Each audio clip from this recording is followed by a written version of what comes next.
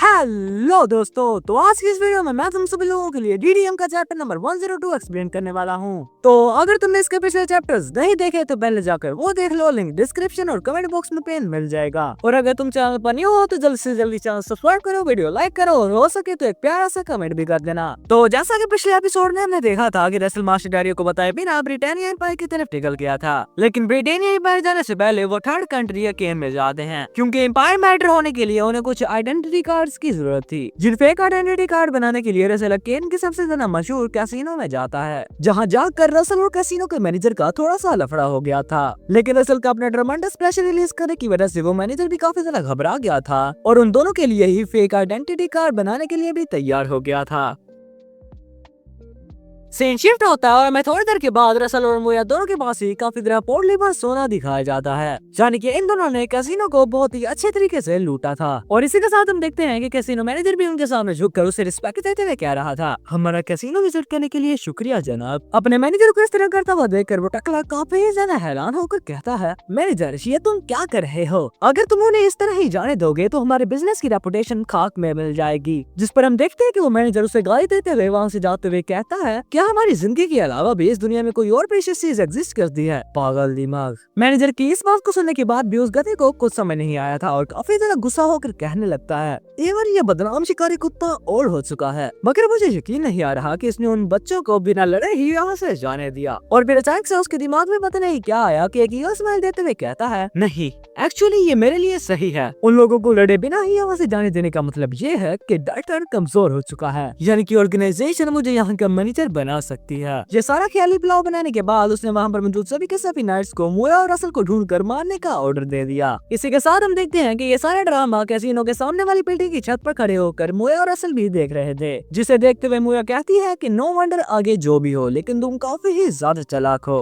और हम देखते हैं कि उस कैसीनो से लूटा हुआ सारा का सारा पैसा रसल अपनी सब स्पेस पॉकेट में रख रहा था और फिर अचानक से कहता है, लगता है कि थोड़ी सी स्ट्रेचिंग करने का टाइम आ चुका है। एंड इसी के साथ सीन शिफ्ट होता है और हमें मुया को दिखाया जाता है जो कि कुछ खाते हुए काफी ही ज्यादा खुश नजर आ रही थी। यार ह्यूमन वर्ल्ड का खाना कितना मजेदार है। और फिर एक मंकी वाले टॉय को देखकर काफी तरह हैरान होकर कहती है, देखो इस बक्से में से तो आवाज आ रही है। और मुया यकीन हरकतों को देखते हुए रसल अपने मन ही मन में कह रहा था, क्या पेरेंट बनने की फीलिंग इस तरह की होती है? और जहाँ मुया उस टॉय को देखते हुए काफी तरह खुश होकर कह रही थी, इस मंकी को देखकर मुझे किसी की याद आ रही है, तो रसल इर्द गिर्द देखते हुए काफी तरह सतर्क होकर अपने मन ही मन में कह रहा था, एज एक्सपेक्टेड वो हमारा पीछा कर रहे हैं। उन लोगों को नोटिस करने के बाद अचानक से रसल मुया को एक गली में जाने को बता देता है। एंड फिर हम देखते हैं कि जब रसल और मुया उस सुनसान सी गली में जा रहे थे तो एक सर्टेन पॉइंट पर रुककर अचानक से रसल कहता है, शायद तुम लोगों को बाहर आ जाना चाहिए। जिस पर हम देखते हैं कि वो टकला और उसके बहुत सारा साथी रसल और मुया के सामने आ गए और वो टकला के ईवल से स्माइल देते हुए कहता है, तो फाइनली तुमने डिसाइड तो किया कि तुम यहाँ पर मरने वाले हो।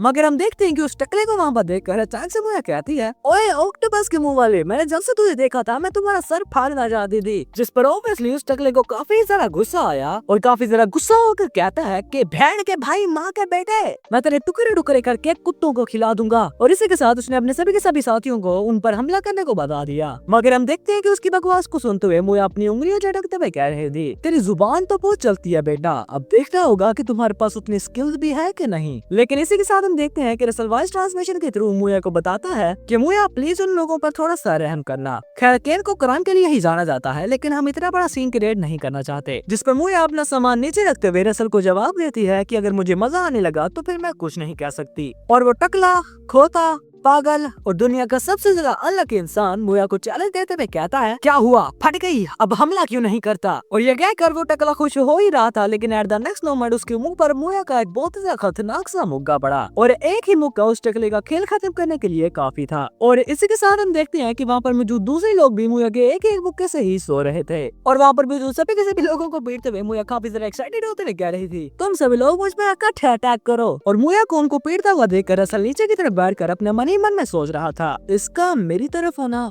एक किस्म से अच्छा ही है। इसी के साथ से शिफ्ट होता है और हमें एम्पायर पोर्ट सिटी आएगा के अंदर रसल और मोया को दिखाया जाता है, जहाँ हम देखते हैं कि मोया खाना खाने में मसरूफ थी और रसल अपने मन ही मन में सोच रहा था। तो ये है ब्रिटेनिया एम्पायर। एक समय ऐसा भी था जब मुझे एम्पायर से काफी ज्यादा नफरत थी, क्योंकि मुझे लगता था कि मेरे फादर के मारने के पीछे एम्पायर ही है। लेकिन अब इस वक्त यहाँ पर आकर मुझे काफी ज्यादा अजीब सा फील हो रहा है। रसल के मन में इस तरह की बातें चल ही रही थी, लेकिन तभी अचानक से उनकी आईडी चेक करने की बारी आ गई और हम देखते हैं कि उन दोनों की आईडी चेक करने के बाद वो गार्ड कहने लगता है, नॉर्थ साइड के लोग, तुम लोगों का यहाँ पर क्या काम? तो रसल एक स्माइल के साथ उसे बताता है कि मैंने सुना कि एम्पायर में सिविल वार छिड़ी हुई है, तो मुझे अपने पेरेंट्स की काफी ज्यादा चिंता हो रही थी, तो इसीलिए हम दोनों यहाँ पर आ गए। और शायद उस गार्ड को भी अंदाजा था कि इन दोनों की फेक आईडीज हैं, तो वो रसल की तरफ देखते हुए एक स्माइल के साथ अपने हाथों से पैसेंजरी का इशारा करते हुए कहता है, ये काफी ज्यादा किडनी टचिंग स्टोरी है, लेकिन हम किसी को ऐसे ही अंदर जाने नहीं दे सकते। जिसकी इस बात को रसल काफी ज्यादा आसानी से समझ गया और पैसों की एक पोटली निकालते हुए कहता है, टोकन ऑफ सिंसियरिटी के लिए ये छोटा सा नजराना हजूर। जिस पर वो नाइट भी काफी ज्यादा खुश हो गया और उन दोनों को वहाँ से जाने देता है। और वहाँ से जाते हुए रसल अपने मन ही मन में सोच रहा था, thanks to the civil war, क्योंकि इसी की वजह से करप्शन हो रही है और हमें एम्पायर मैटर होने का मौका मिल चुका है। एंड इसी के साथ से शिफ्ट होता है और हमें 3 दिन बाद रसल, मोया और पेपर को किसी तरफ काफी ज्यादा तेज से भागते हुए दिखाया जाता है। खैर पेपर तो उड़ रहा था, जहाँ हम देखते हैं अचानक से भागते भागते रसल मोया को कहने लगा, फेक आइडेंटिटी कार्ड होने की वजह से हमें जगह जगह जाने पर काफी ज्यादा दिक्कत हो रही है, तो हमारी डेस्टिनेशन पर पहुंचते पहुंचते हमें तकरीबन 10 दिन लग जाएंगे। अगर तुम्हें ये टाइम काफी ही ज्यादा लग रहा है तो मुझे बता सकती हो। जिस पर मोया काफी ज्यादा कैजुअल तरीके से उसे कहती है, तुम्हें पता तो है मैं कौन हूँ, तो इस तरह के सवाल मत करो। और फिर अचानक से भागते भागते कुछ फील करते हुए रसल को रोक दिया। तो जब रसल ने पूछा कि क्या हुआ, जिस पर मोया उसे बताती है कि मुझे काफी ही ज्यादा कोर्प्सेस की स्मेल आ रही है। तो रसल कहता है शायद यहाँ पर कोई ग्रेवयार्ड हो या फिर सिविल वार में मरे हुए सोल्जर्स की बॉडीज को यहीं पर दफनाया हो। तो मोया उसे बताती है कि नहीं, ये किसी ग्रेवयार्ड की स्मेल नहीं है और ना ही ये कोई रेगुलर कॉर्प्स की स्मेल है। इन कॉर्प्सेस की स्मेल काफी ज्यादा भारी और अजीब सी है। जिस पर रसल एक अजीब सी शक्ल बनाकर कह रहा था, मैं कोई सीन क्रिएट नहीं करना चाहता था।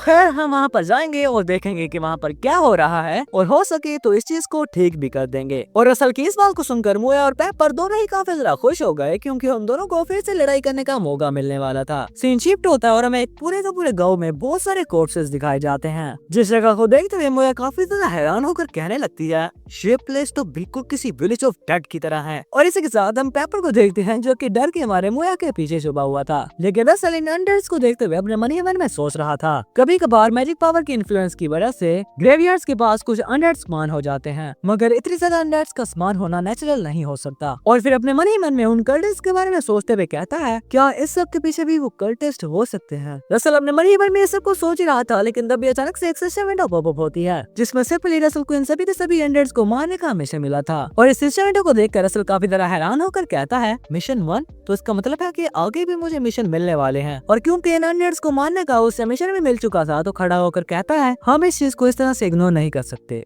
तो हमें इन्हें खत्म करना होगा। और फिर उन अनडेड्स की तरफ बढ़ते हुए कह रहा था, यकीनन ये सभी के सभी लोग मारे जा चुके हैं, लेकिन मुझे नहीं लगता कि ये अनडेड बनकर अपनी जिंदगी गुजारना चाहेंगे, तो इन सभी अनडेड्स को थोड़ा सा सुकून दिया जाए। हम देखते हैं कि ये क्या कर रसल उन सभी के सभी अनडेड्स को मारना शुरू कर देता है। और सिर्फ रसल ही उन अनडेड्स को नहीं मारा था, बल्कि इसी के साथ साथ हम देखते हैं कि मोया और पेपर भी जंग में कूद गए और अपने अपने अंदाज में उन अनडेड्स का खात्मा करने लगते हैं, जिसकी वजह से उस विलेज में बहुत बड़े बड़े धमाके हो रहे थे। इसी के साथ हमें एक और सिस्टम वीडियो दिखाई जाती है, जिसमें रसल को मिशन कंप्लीट करने का नोटिफिकेशन मिला था, यानी कि इन तीनों ने वहाँ पर मौजूद सभी के सभी अनडेड्स का खात्मा कर दिया था। और फिर हम देखते हैं कि मोया अपने हाथ बांधे हुए खड़ी होकर कह रही थी, ये तो एक ब्लिंक ऑफ आई में ही खत्म हो गए। और इसी के साथ मोया के पीछे हमें पेपर को दिखाया जाता है, जो कि बिल्कुल मोया की एक्टिंग कर रहा था। और रसल को कुछ न बोलता हुआ देखकर अचानक से मोया उसकी तरफ देखते हुए कहती है, इतना क्या सोच रहे हो, हमने तो सिर्फ उन्हें मारकर उन्हें थोड़ा सा सुकून दिया है। मगर तभी अचानक से मोया को दोबारा से उन्हें कॉर्प्सेस की स्मेल आने लगी। और फिर मोया रसल को बताती है कि क्योंकि ये जगह क्लियर हो चुकी है, तो लोगों के अंडर बनने का जो रीजन है उसकी असली सोर्स का पता लगाया जा सकता है। लेकिन मोया ये सब कुछ कहते हुए जिस तरफ इशारा कर रही थी,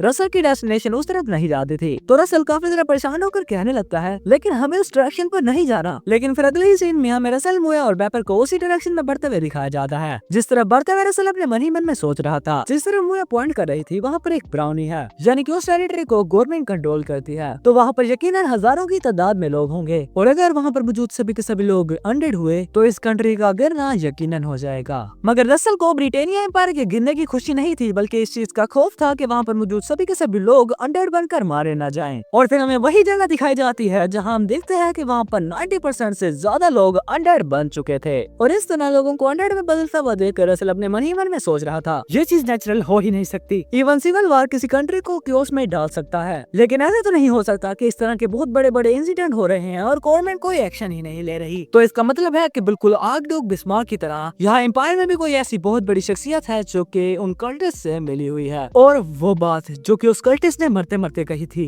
कि असली डार्कनेस अभी आनी बाकी है, क्या उसका मतलब यहाँ से था? रसल अपने मन ही मन में ये सब कुछ सोच रहा था, लेकिन तब अचानक से दोबारा से एक सिस्टम विंडो पॉपअप हुई। जिस सिस्टम विंडो को देखकर रसल खड़ा होता है, कहता है, मुया और पेपर, हमें यहाँ पर थोड़ी सी सफाई करनी होगी और इस चीज का ख्याल रखना कि इन सभी लोगों की मौत पेनलेस हो। और असल में ये कहता है हमारा ये पार्टी आज की वीडियो में मैं तुम सभी लोगों के लिए वीडियो का चैप्टर नंबर 1 पसंद आई होगी। अगर वीडियो पसंद आई है तो मैं सीजन 3 स्टार्ट करने वाला हूँ, तो अगर तुमने इसके पिछले चैप्टर्स नहीं देखे हो तो पहले जाकर वो देख लो ताकि स्टोरी को अच्छी तरह से समझ सको।